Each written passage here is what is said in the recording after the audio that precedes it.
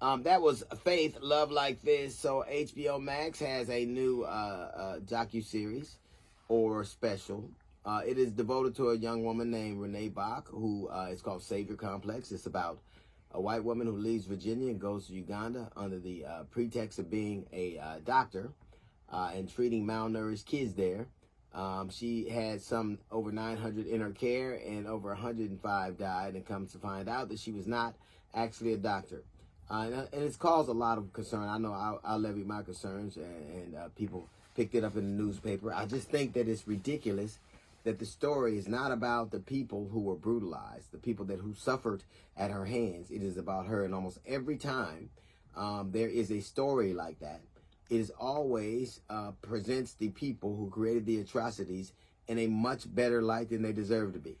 She is a villain. She went over there, and I don't care how well-intentioned she was, how well-intended she was. What do they say? The road to hell is paved with good intentions. But it's interesting because you are based, the way that people see you, the idea they have of you, the notion that they let come into their minds of you, it depends on who you committed the atrocities against, who you did it to, what they look like, if you can relate to them or not. The fact that 100 Ugandan children, over 100 Ugandan children died was not the story, should have been the story. It is the story of a woman who is still free, by the way. It is the story of a woman who went over there, and she looks far better than she should. But that is the story. That is America. That is as American as apple pie, baseball, hot dogs, apple pie, and the denigration of people of color. Every statue, most of the statues you see in America, if you see it in bronze, you see a man in a sword with a sword and a horse, he most likely did some atrocious things to black people. Matter of fact, the last white guy who got a statue, a bronze statue, who didn't kill a lot of black people was probably Rocky, and even he beat the hell out of Apollo Creed. That our history is steeped with people who are glorified for murder. There are way more statues and monuments to people who did harmful, horrible things to black people than there will ever be to Jesus Christ. Because that is the prism through which people view atrocities committed against us.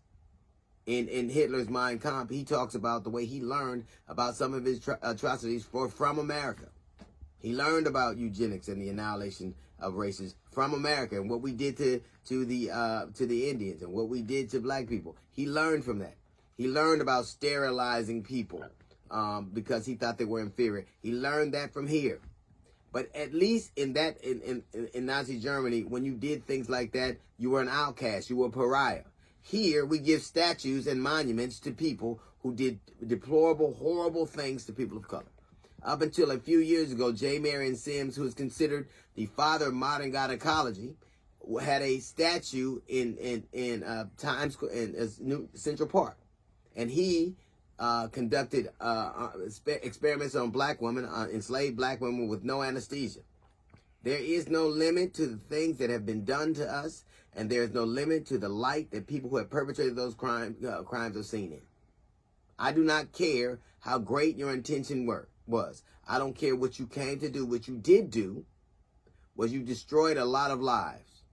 And instead of being the pariah you should be, you got an HBO special. And that is the way of the American life. That is the way we are treated. We get killed, they get Emmy nominations. That's a little note from the GED section. We got the Jazz Report coming up in 15 minutes. It's the D.L. Hughley Show.